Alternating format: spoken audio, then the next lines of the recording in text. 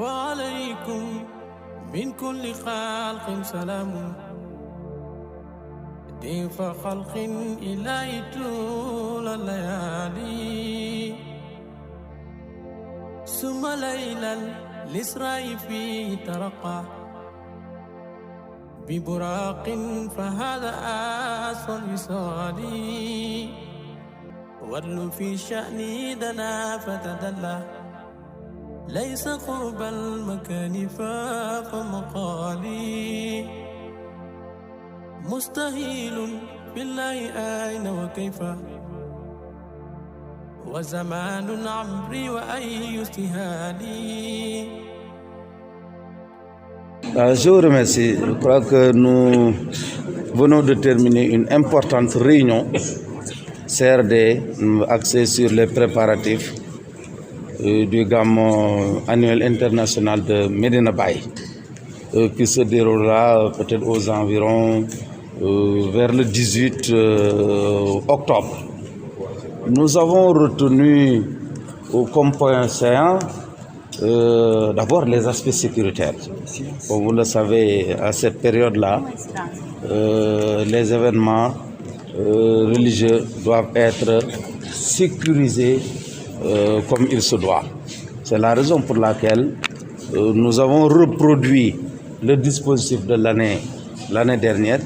mais en tenant compte aussi du contexte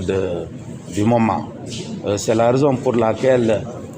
toutes les forces de défense et de sécurité, en commençant par la gendarmerie qui va surveiller les axes, tous les axes routiers venant vers Kaolack, la police qui va s'occuper de toute la sécurité à l'intérieur de la commune de Kaolack, ainsi que les sapeurs-pompiers vont constituer une sorte donc d'état-major pour vraiment veiller à tout cela. C'est la raison pour laquelle, au-delà de tous ces aspects-là, nous avons aussi insisté sur l'aspect sécurité routière. Comme vous le savez, actuellement, il y a trop d'accidents. Donc, de telle sorte que nous avions vraiment réitéré des instructions concernant le contrôle routier,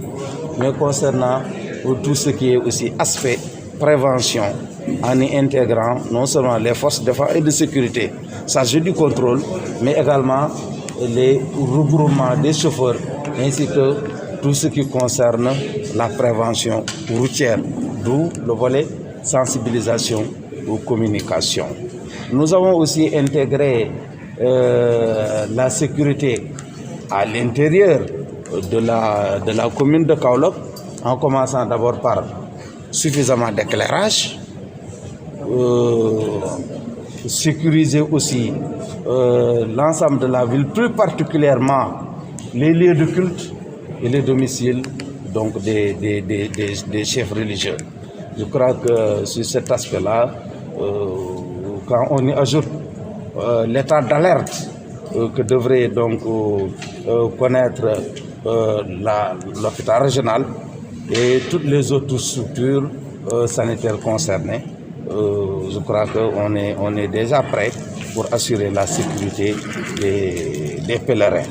Au-delà donc de cette sécurité, nous avons aussi, comme autre point saillant, insisté sur l'aspect sanitaire. Parce qu'actuellement, on est en période de pandémie à Covid-19. Nous venons tout juste de traverser une troisième vague et que la Covid est toujours là. C'est la raison pour laquelle nous avons beaucoup insisté sur le dispositif d'ordre sanitaire qu'il conviendra de prendre pour vraiment prévenir autant que faire se peut donc cette pandémie. C'est pourquoi nous aurons besoin donc de milliers et de milliers donc de masques. Nous aurons besoin aussi de gel et nous mettrons en place un dispositif tel qu'il y a des points où celui qui ne portera pas de masque n'osera pas y mettre les pieds. Donc c'est la raison pour laquelle je crois que tout cela est extrêmement important pour vraiment assurer le maximum possible la sécurité sanitaire des pèlerins. C'est d'ailleurs ce qui a poussé les organisateurs, le comité d'organisation, à solliciter l'État pour une opération de vaccination. Je crois que ça a été bien noté et que cette doléance-là sera transmise au niveau central. Au-delà de ça aussi, il y a une autre doléance qui a été demandée, à savoir la mise à disposition aussi de tests Covid pour les nombreux étrangers qui viendront et qui voudront repartir. Ils auront besoin aussi de tests avant de pouvoir quitter ce pays. Tout cela a été intégré dans le cadre de la sécurité sanitaire. Comme autre point saillant aussi, nous avons abordé le problème de l'éclairage, en un mot de l'électricité. Je crois que la Sénélec a pris des engagements pour qu'il y ait suffisamment, en tout cas, d'électricité en fonction des besoins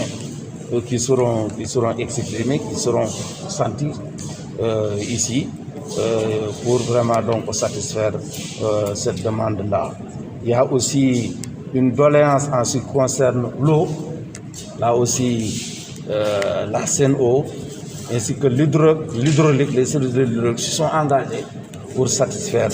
les populations. On mettra à disposition donc, des citernes, des camions citernes, on mettra à disposition aussi des bornes fontaines, on mettra à disposition aussi un ensemble donc, de branchements sociaux à l'intérieur des concessions. Et aussi, sans oublier maintenant les bâches à eau, sans oublier même, s'il le faut, même le secours des autres forages qui se trouvent dans des localités plus ou moins proches de Kaolack, en tout cas pour que durant le Gamou, jusqu'au Gamouat, que personne ne puisse souffrir donc d'un manque d'eau. Comme autre aspect aussi, point séant, je crois que nous avons abordé le volet hygiène, assainissement. Là aussi, étant donné que ça coïncide avec l'hivernage, beaucoup d'efforts seront faits pour encore revoir les canalisations, les nettoyer, remblayer certaines rues, désinfecter la ville. Je crois que là aussi, on en a tenu compte, sans oublier maintenant la mise à disposition de camions, je crois que de vidange. Le comité d'organisation a exprimé un besoin de 600 rotations et aussi 30 toilettes mobiles que j'ai portées à 60 compte tenu de l'affluence. Nous aurons besoin donc de 60 toilettes mobiles qu'il conviendra donc de chaque fois de nettoyer. Nous avons aussi abordé dans ce cadre-là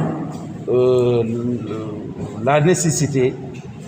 de procéder au nettoiement de toute la ville quelques jours avant le Gamou.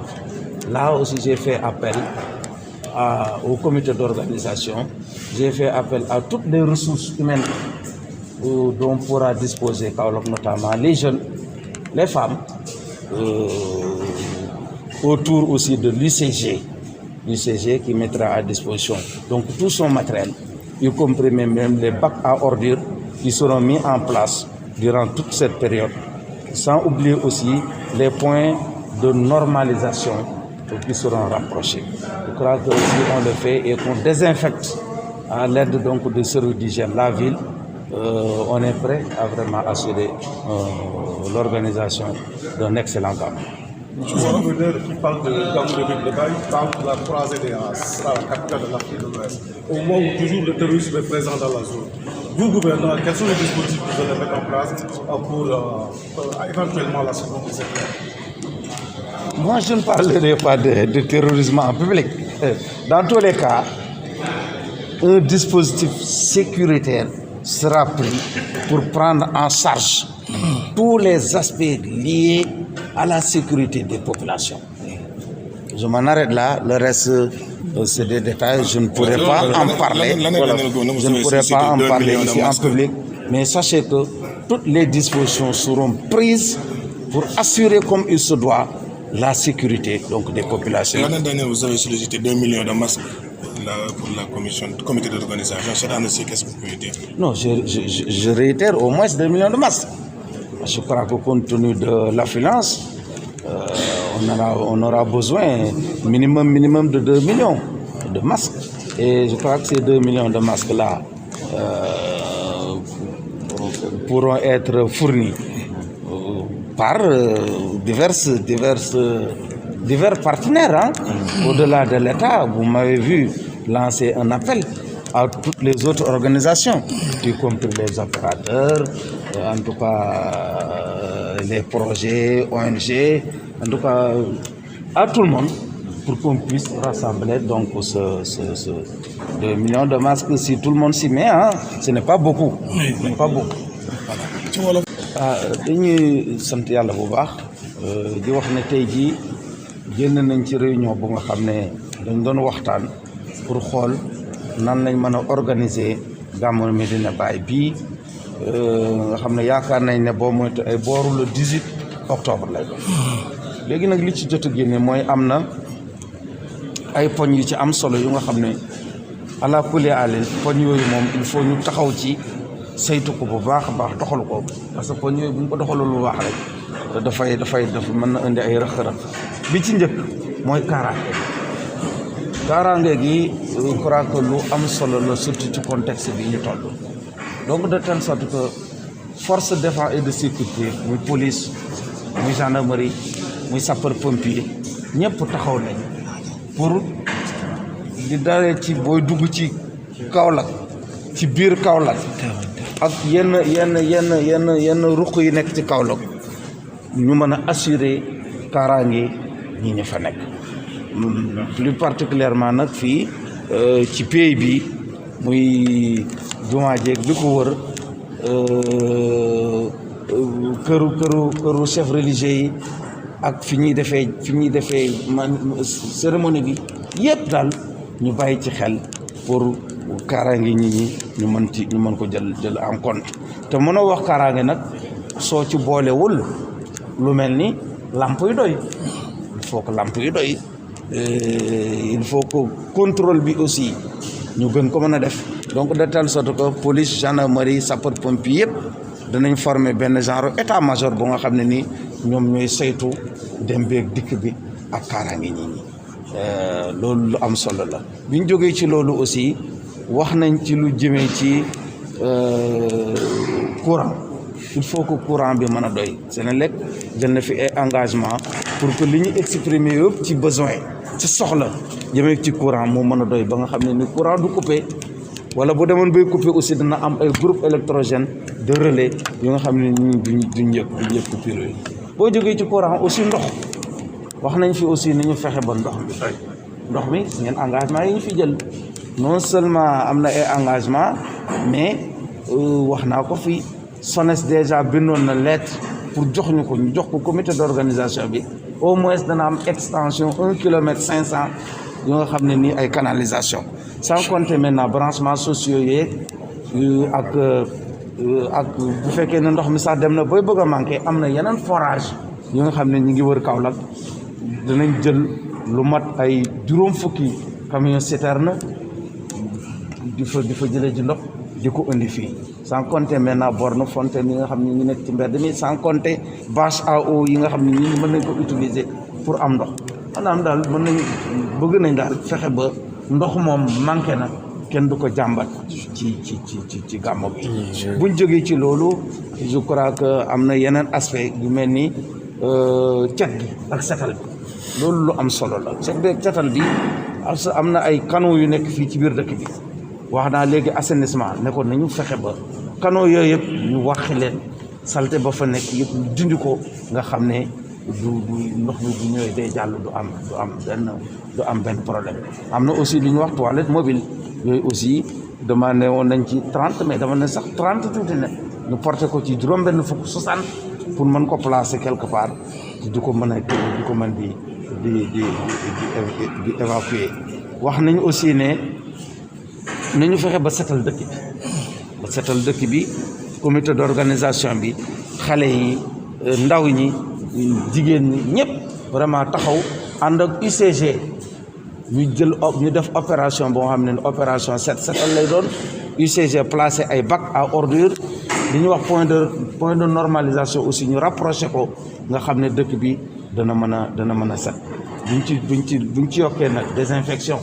moo xam ne service d'hygiène moo koy def vraiment dana mën a rey yooyee yu gën a yooyu yëpp ba nga xam ne nit dana fi mën a ñëw def gàmmu te vraiment yenn difficulté yi doo ko am buñ jógee ci loolu nag am na lu am solo muy wàllu wér-gu-yaram xam ngeen ne dañoo toll ci presque ñu ngi doon di génn à peine ci 3e vague te ku nekk xam na li mu fi jot a jur moo tax daal ñu bëgg a jël suñu matuwaay am na ko mu posé léegi question sax ci tubaab 2 millions de masques xam ko 2 millions de masques sax mën nañ ko yokk parce que du état bi rek moo koy joxe lancé naa fi appel yenn opérateurs yi yenn partenaires yi ku nga xam ne nii vraiment bëgg nga cee jàpp ñu ngi lay woo nga ñëw indi say masques indi say gel yooyu bu ñu ko dajalee je crois que 2 millions de masques du dara luñ mën a atteindre la mais nag yooyu bu ñu ko amee aussi ala kulli alin il faut que ñu takku te dafa am ay béréb yu nga xam ne duñ mën a permettre nit nag ñëw di fa dugg te takkoo masque loolu moom wax nañ ko fi mu leer parce que am na béréb yu nga xam ne rajo ba fay nekk su ñu takkul masque ay risque la pour ñu wàllante fekkee feebaram ci am virus mën nga ko wàll sa borom donc loolu je crois que def nañ ci bàyyi nañ ci xel wax nañ aussi ci wàllu sécurité routière xam ngeen ne temps yi accident yi dafa xaw a bëri dafa xaw a tàkkarnaase yal nañ ci yàlla musal mais nag yàlla la bay sa tool donc de telle sorte que wax nañ ne il faut que ñu jëm a góorgóorlu ci loolu def sensibilisation ànd ak groupement chauffeur yi ànd ak prévention routière ànd ak rajo yi ak télé yi vraiment pour def sensibilisation ànd ak force de défense de sécurité ñi nga xam ne ñooy surveiller yoon yi pour que ñi daw ndànk def attention suñu ko defee rek je crois que yàlla mën nañu musal ci lu jëmee ci accident si nag malgré tout yàlla ñëw na ak ndogalam aussi lii di hôpital régional ak yeneen structure de santé yi mettre nañ leen en état d'alerte ba nga xam ne yooyu su amee ñu mën a intervenir pour sauver le maximum et le plus rapidement possible les éventuelles victimes je crois que daal ci gàttal je crois que loolu laa waxoon voilà ak campagne de vaccination fàtte woon naa ko lu am solo la parce que actuellement comité d'organisation bi demandé na ko point boobu dinañ ko envoyé ci kaw solliciter ministre de la santé pour que ñu mën a organiser fii peut-être ay camp de vaccination fii ci Médina Baye pour mën a yokk vaccination yi wax nañ aussi ne ñu ngi doon bëgg aussi ay tests pour que parce que ñi ñëw fii di jógee bitim réew dinañ xaw a sakkan tuuti pour que bu ñuy ñibbi duñ mën a am problème ñu mën leen defal fii test sur place ñu mën a am test am seen résultat pour mën a jël seen avion retourner pour que daal loolu wax nañ ko fii sécurité nag moom bu soobee yàlla dafa nekk lu nga xam ne nii doo ko farañ fàcc ci public ci ay biiru nit mais daal bu ma nee kaaraange rek mooy englobé na lépp la englobé ku fi leneen indi lu may gàmm aussi ñun dag ñu fi fekk donc je crois que daal loolu yëpp bàyyi nañ ci xel pour sécuriser ñëpp ñëw ci jàmm dellu ci jàmm. salaamaaleykum. Serigne Aliou Niang di Cissé Niang président Ansaroudine département de Kaolack mais premier adjoint COMAF mu représenté fii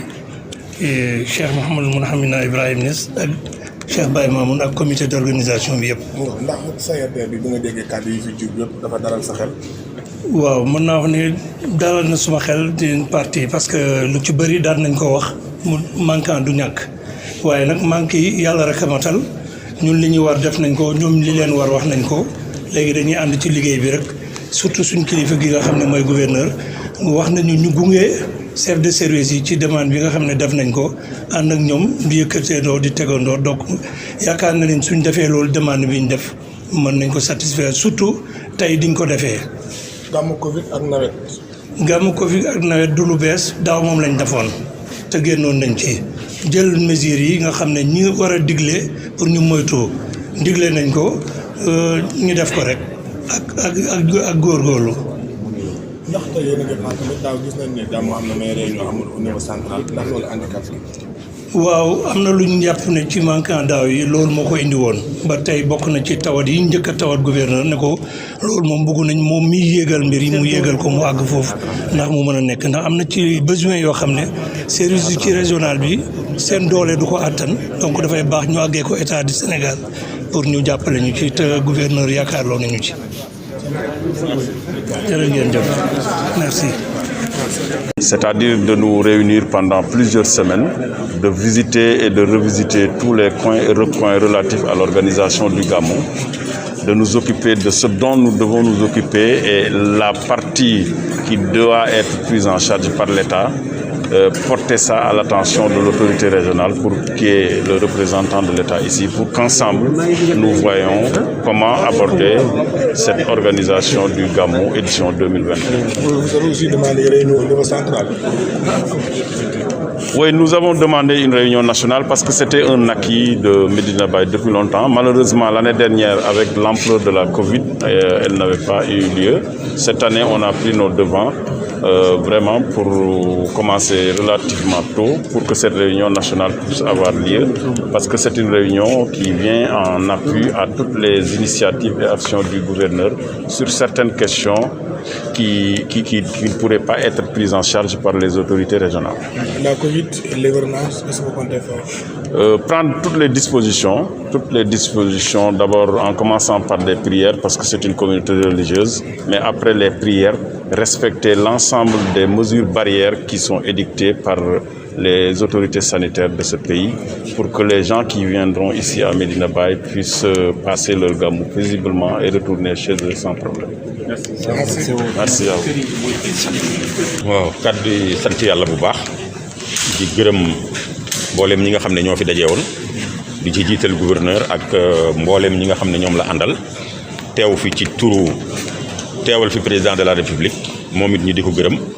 di gërëm chef de service yëpp di gërëm COMAF di gërëm mboolem ñi nga xam ne ñooy liggéey ci mbir mi chef de service yi wax naa ko waaye di gërëm Fonds Medina Baye ci seen taxawaay ci gàmmu gi taxawaay bu ràññeeku la ak mboolem ñi nga xam ne ñoo bokk ci gàmmu mais nag man suma sant yàlla bi dama koy firndeel ci lenn rek wax naa léegi ne nettali naa dara léegi ci voyage bi ñu demoon Cameroun dem nañ fa dañoo laaj naka la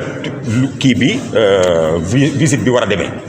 ku war a jël parole mooy kan ak lan la war a wax lépp dañ koy joxe ba pare avant il se trouvait que ne dañu defoon ne Baba Lamine moo war a julli ajjuma biñ defee def tamit te mu xutba gi mais biñ demee Baba Lamine yaramam neexut mu ne ma naa ko utu mais pour ñu dindi sama tur bu ñu dindi turi Baba Lamine def fa suma tur pour ma war a jiite ajjuma ji il a fallu que réew mi yëpp bokk ci autorité yëpp bokk ci expliquer loolu lan moo tax su ngeen déggee loolu da ngeen xam ne kon ñu nekk fii di waajal gàmmu gouverneur taxaw préfet taxaw Cameroun foofu boo déggee turi gouverneur moom waxuma ko mais boo déggee turi préfet da ngay daw préfet kenn ñemoo ko kenn du toog ak moom nga toog nag préfet nekk ci sa wet di la gunge pour ñu dem ci gàmmu loolu nag dëgg mu neex mu naqadi lu jara sant yàlla la te la Cameroun a ngi nii jege ñu lool te am na feneen ak feneen kon lii ñu am fii buñ ko xeeb nañ ko sant yàlla te nañ ko jàpp autorités yi gën a góorgóorlu ci nit ñi parce que loolu moo tax ñu teg leen fi waaye nit ñi tamit koo jiital te sagaloo ko màggaloo ko joxoo ko cër encouragé woo ko dëgg yi tamit du def performance bi nga xam ne moom nga soxla ci moom. danaay faral di wax ni nit danañ ko wax yaa baax ba mu baax mais nit danañ ko wax yaa bon ba mu bon waaw kon nag nañuy wax nit ñi yaa baax ndax ñu jéem a góorgóorlu baax loolu mooy li nga xam ne man moom laa amoon ci li may wax ci turu sëriñ bi di gërëm ñëpp. encore une fois di gërëm gouverneur di ko wax ci kaw te gouverneur bu ma ko gërëmee dama ko bëgg a gàttal waaye mooy mboolem ñiy liggéey fii waaye maa ngi ñaan bépp ku ñëw koo xam ne gouverneur ordre la nga ñëw fi wala nga ñëw fii ci turu sëriñ bi wala ngay journaliste wala ku la mënti oo nga ñëw fii teew fi maa ngi ñaan yàlla balaa déwén ci heure bi yàlla na nga yëg yokkute ci sa bopp yëg njëriñu ñëw ci gàmm su leer la gàmm sax nag loolu rek ko tax a jóg ndax yàlla daf ñoo wax ne wala kum fi rasulillahi uswatun hasanatun yonent bi sallallahu alayhi wa sallam dara nekkul njëriñam lu mooy mu nekk modèle pour ngeen xam li ngeen di def lan la ñu ne ko yow yàlla dafa laa tagg mais bi mu lay tagg jikko la taggee ne sa jikko dafa rafet loolu ñu firil ñu ko mu ne addabani rabbi fa ahsana ta'dibi suma borom moo ma yar te rafetal sama yar kon nag nga dégg ne diine wax ji yëpp ci yar rek la ëmb parce que gis nga julli mi nga xam ne moo njëkk ci diine sax yar rek lay tekki